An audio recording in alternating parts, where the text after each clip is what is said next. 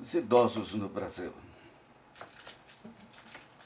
ou no mundo inteiro, vamos falar assim, a necessidade de, talvez, a criação de uma grande fundação entre empresas de seguro e outros tipos de empresas para fazer estudos com mais profundidade e cuidados técnicos.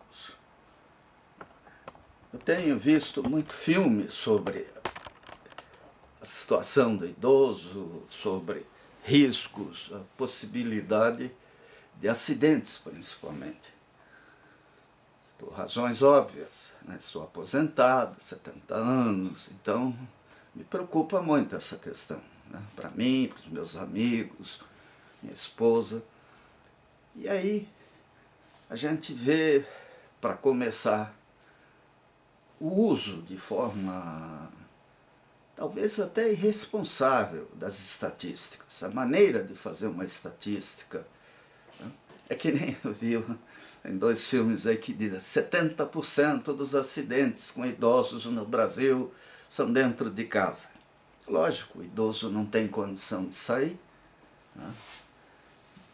Aqui onde eu moro, construção de prédios, muda o lençol freático. As calçadas, principalmente quando feitas com petit pavé, essas coisas assim, elas quase que viram valetas. As ruas são deformadas, plantam árvores onde não caberia uma pessoa. O indivíduo é obrigado a desviar. Então, as causas de acidentes, o idoso não tem condição de sair de casa andando, na maioria das vezes, que seria saudável, que seria extremamente importante para ele caminhar. Ele tem que ter um motorista, coisa assim, uma pessoa mais humilde, fica em casa, né? Ou religiosa, coisa assim, vai ficar rezando em casa e sair dali para a igreja, cemitério, ver parentes, né? Mas de carro. Então, as estatísticas, eu não vi ainda uma estatística que diga por que o idoso não sai de casa, por que ele fica em casa. Aí depois é óbvio, a própria residência é motivo de inúmeros acidentes. Mas a estatística, a maneira de coletar dados, nós deveríamos contratar empresas especializadas e fazer análises em um universo infinitamente maior do que a turma costuma fazer. E com margem de erros. Dizendo, olha, a nossa estatística, mas como fazem as avaliações de resultados das eleições? Nós temos que saber qual é a confiabilidade da estatística, como ela foi feita, quem fez, né, de onde a pessoa tirou. Nós temos um hábito acadêmico de procurar em artigos antigos base para escrever sobre a situação atual ou futura. Só que o cenário mudou radicalmente. Quanto custava um automóvel há 40 anos atrás? E quanto custa hoje? A cidade está entupida de motoristas de automóveis. Inventaram a lei de solo criada. Então aí, onde você menos espera, surge um prédio. É gigantesco às vezes. Tem a questão das garagens subterrâneas, né, afetando drasticamente a superfície do que está próximo. Ninguém vai fazer garagem subterrânea em terreno rochoso. Normalmente eles fazem onde pode escavar. Só que onde escavam, mudam tudo debaixo da terra. A canalização a captação de águas pluviais, esgoto, tudo é afetado. Tudo. Né?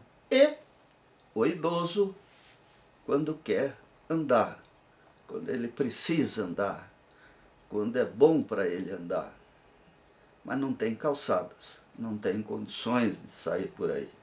Além da insegurança que cresce à medida que a crise econômica se aprofunda. Mas nós precisamos, né? O idoso precisa de bons designers, bons arquitetos, bons urbanistas, gente inteligente, não entupida de diploma. No Brasil nós temos a mania do formalismo, né?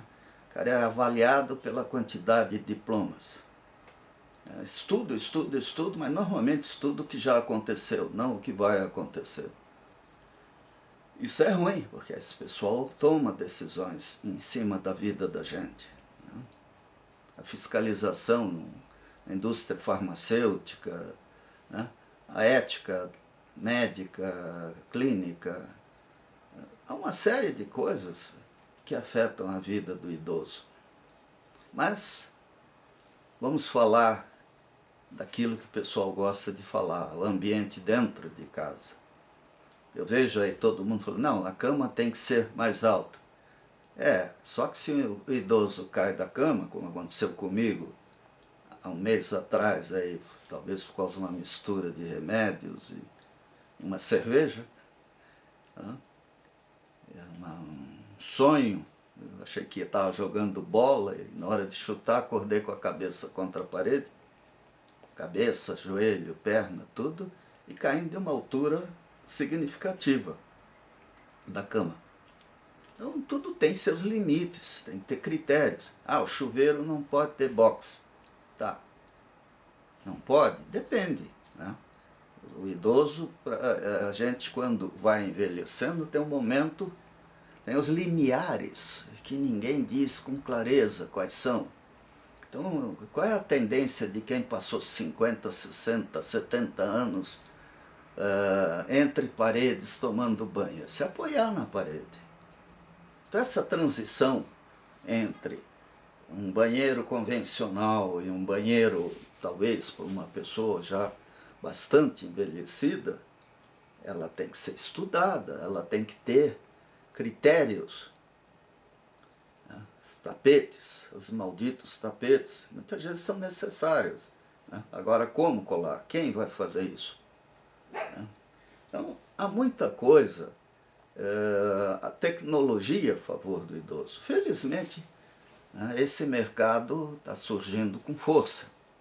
O próprio Eric Hobsbawm dizia um tempo atrás, num de seus livros, que no século XIX, o comércio, a indústria, no século XIX, XX principalmente, descobriu o jovem. Então tudo começou a ser feito para o jovem, né? A programação de televisão, agora, né? Naquela época não existia, a roupa, as vitrines das lojas, só mostram coisas para pessoas jovens ou adultas, mas na sua fase mais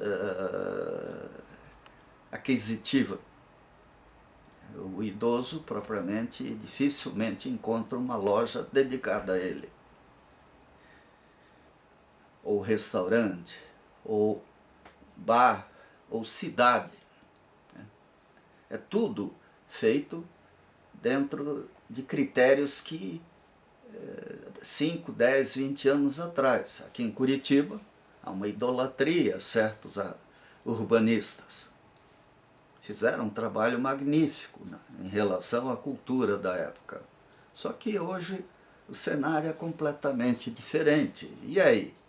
Vamos sacrificar centenas de milhares de pessoas para preservar coisas que vão, vamos dizer assim, facilitar atropelamentos, quedas, tombos de todo tipo, porque é bonito, porque é histórico, né? Porque o turista gosta de ver. Perguntar para turista é a pior coisa do mundo, né?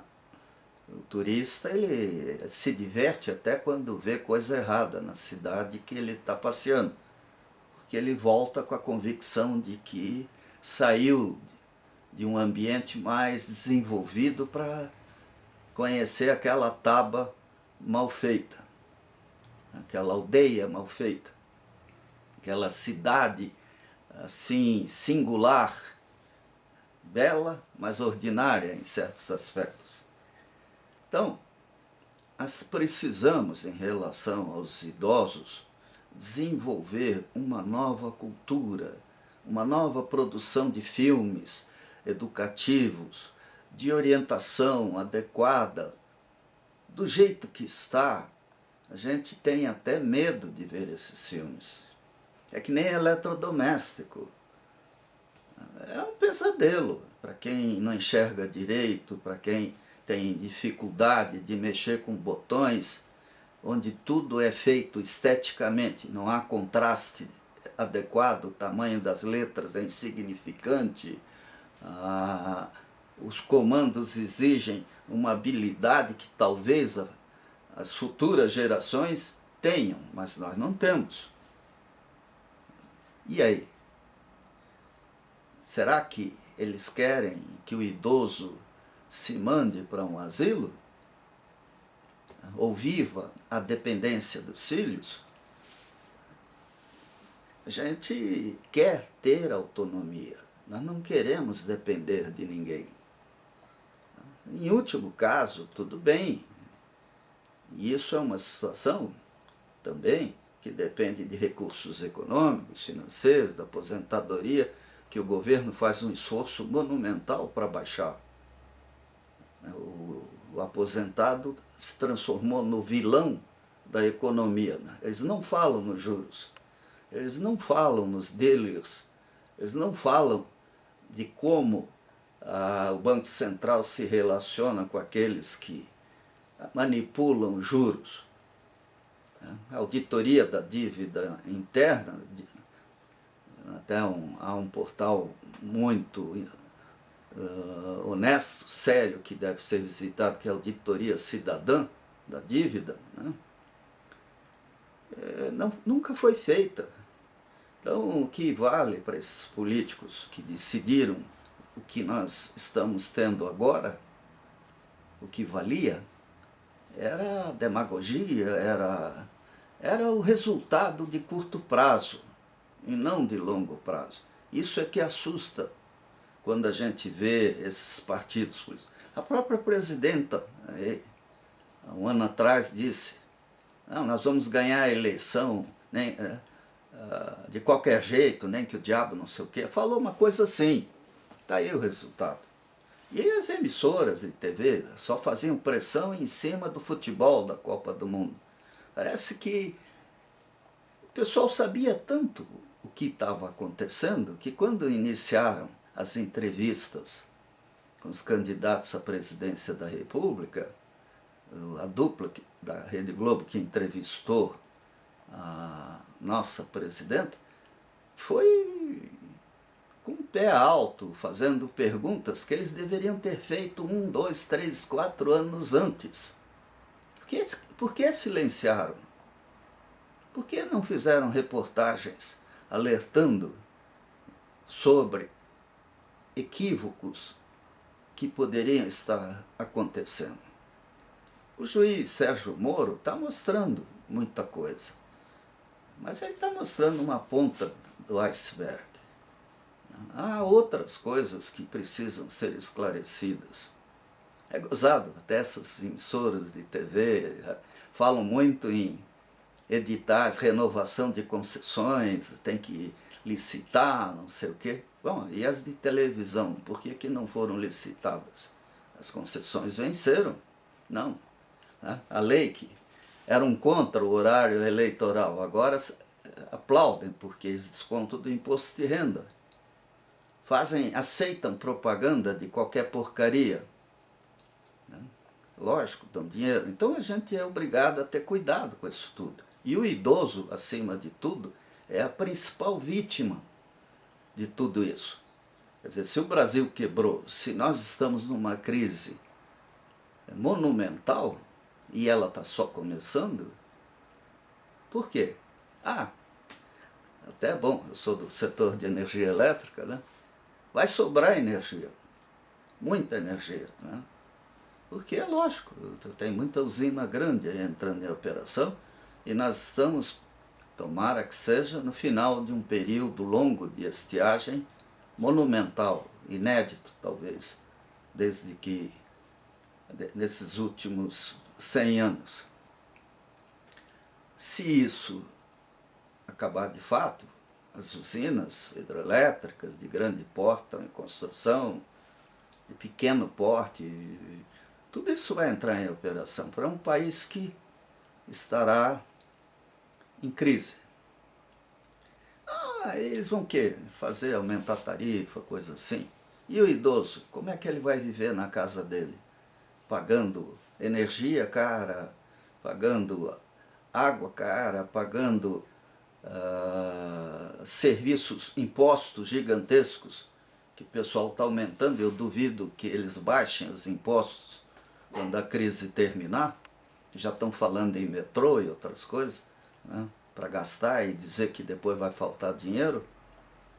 Então, nós temos, mas falando do idoso, gente, o idoso merece respeito, e principalmente dos acadêmicos, dos estudiosos. Eles têm que mostrar mais seriedade quando usam estatísticas. Pesquisa e estatística é matemática, é assunto sério.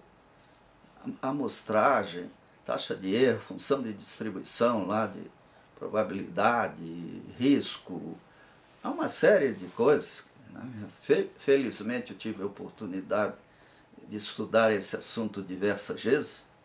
A confiabilidade, isso tudo tem que ser feito com competência. Então, as empresas de seguro, os grandes hospitais, as secretarias de saúde, elas deviam se juntar e criar um grande projeto de pesquisa, de estudo, de desenvolvimento, né, do que deve ser corrigido para maior segurança das futuras gerações, que a minha não vai ter esses benefícios. Um estudo não se faz em 6 meses dessa dimensão.